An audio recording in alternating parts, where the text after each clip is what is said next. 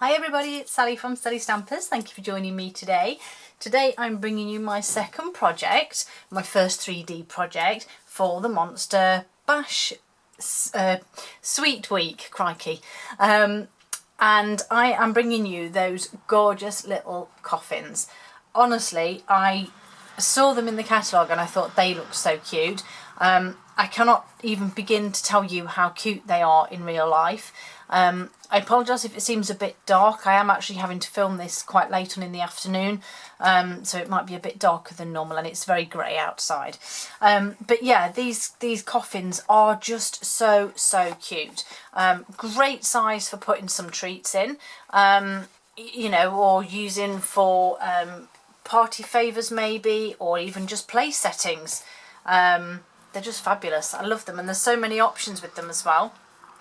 I've gone for quite a basic one because I just really wanted to show you how these coffins are made up, and obviously how I've decorated mine. So I've got some of the beautiful scalloped edge ribbon in there, and then I've got some of the real red ruched ribbon that is from Crumbs.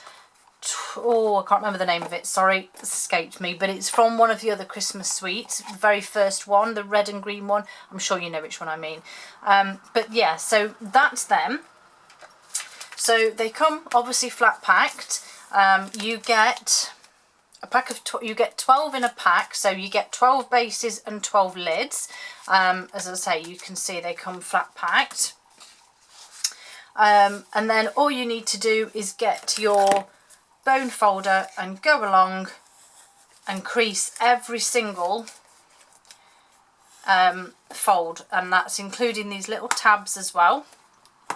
As you can see, I've already done these, and I've already added some tear and tape just to save time, because when I actually did do this first one, I thought, crumbs, if I do this on video it's going to take me hours and you guys are just going to get so bored. So I went along and as I say, I made sure that I folded and burnished all of the score lines, all of the tabs, and put adhesive on them as well. Dead easy.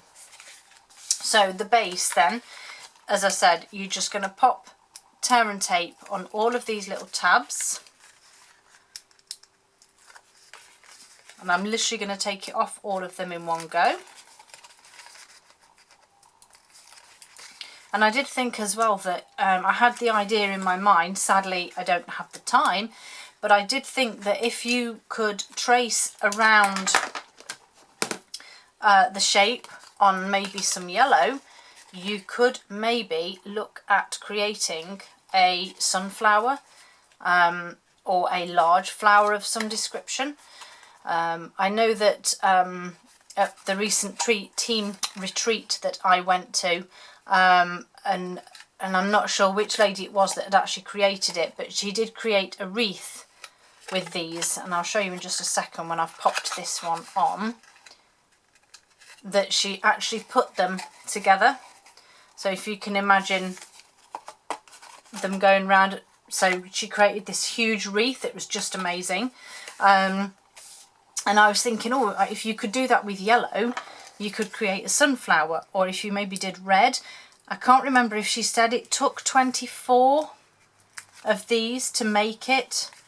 So you could do them in red and create Advent.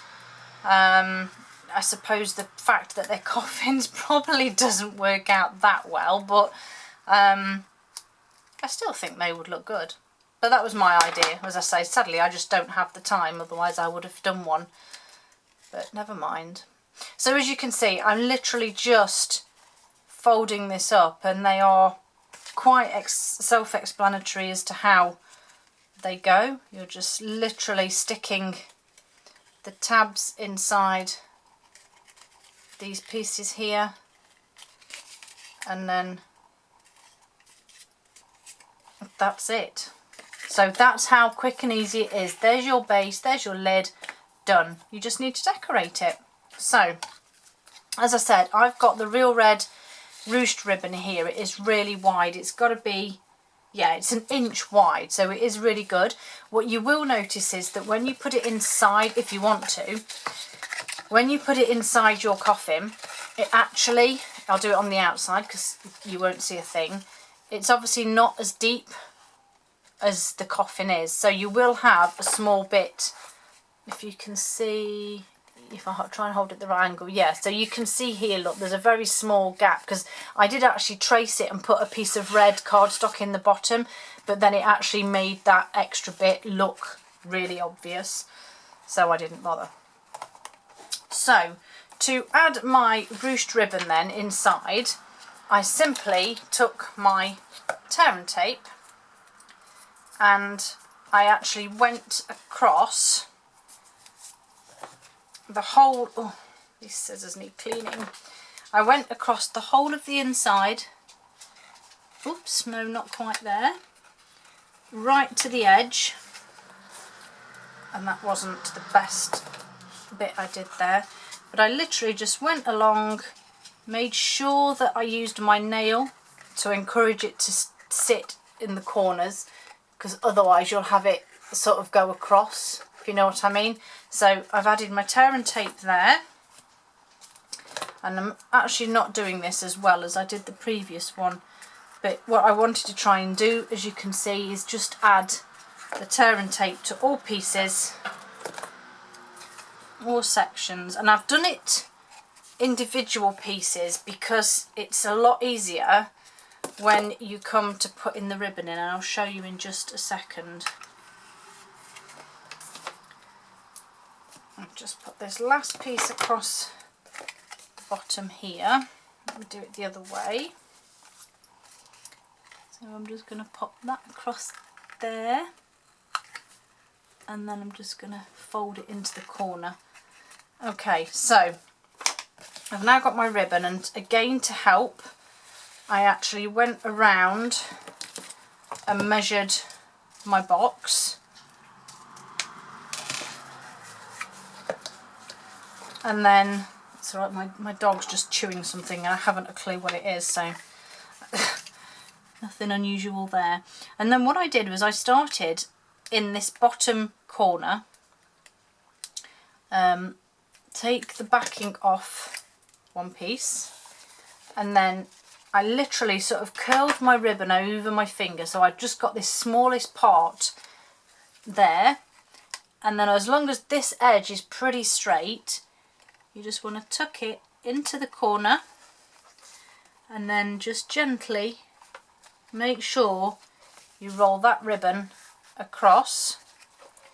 And as you can see, this is now why I did it in sections, because if it gets a bit carried away, it's going to run away with you, and then you're not going to be able to get it straight, and it'll just all go a bit wrong. So as I say, I'm just doing this one quite quickly just because it is a bit fiddly, but you get the idea of what I'm doing here.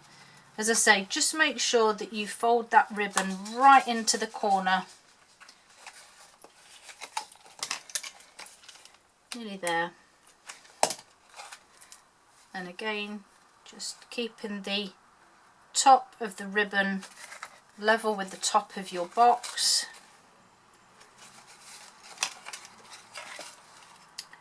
Last couple of bits.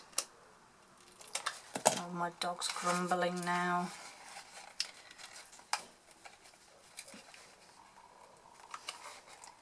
So all the way to this last piece, and then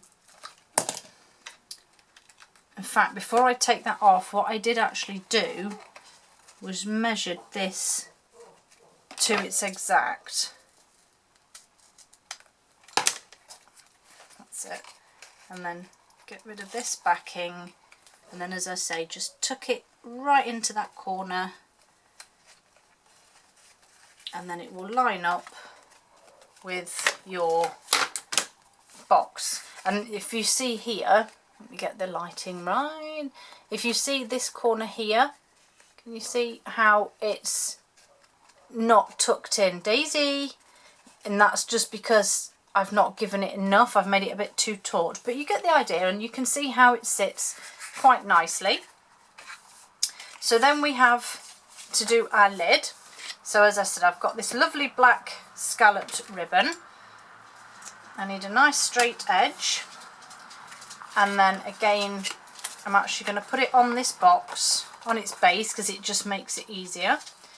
And then just wrap it round so I know how much I need. And I actually did do this one the old-fashioned way, if I can find my tear and tape. Oh my goodness, there's the end. So with this one, again, I started with a corner, and I just made sure that I ran this in a straight line, and this is why I put it on the base, so that it just gives you a little bit more support when you're doing this. And I've just gone all the way round, trying to keep it straight, but that didn't want to go straight.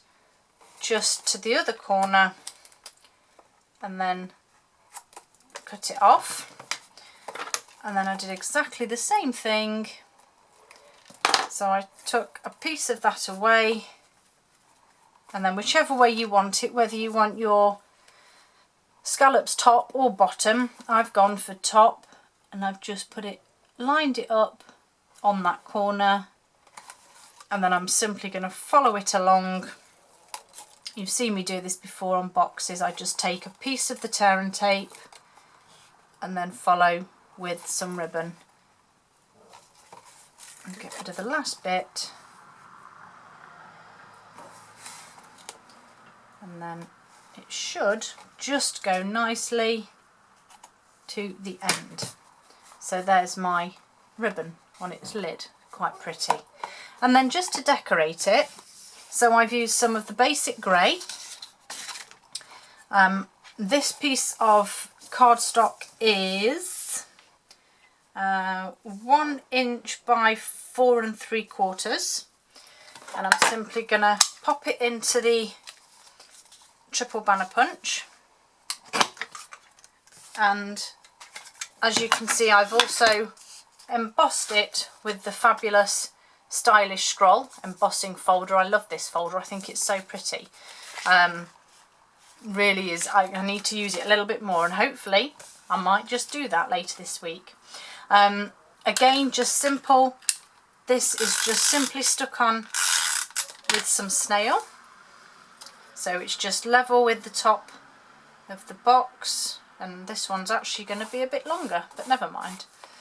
So it's just going to overhang slightly this one. Then I have some of our gorgeous DSP.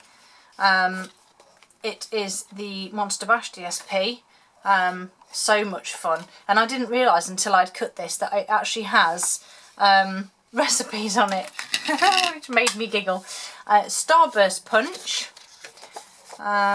Doesn't really matter where I go because I'm just after some of the text. And again, just pop some adhesive on that, and it's just going to go there. And then again, using the Ornate Frame dies and the Spooktacular Bash stamp, I just stamped this with Memento on Whisper White and just die cut that lovely sentiment out. And then this simply will go on the top there.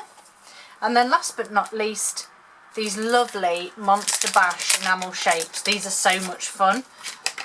And then I'm just using the skull and crossbones just to pop on the top. And that's actually all I've done to decorate mine. I quite like them. I think they're fun. Shame this is a bit too long. But if all I've used is the products from the suite and obviously just some cardstock, hope you like it, and I hope to see you all again soon. Have a great day. Bye.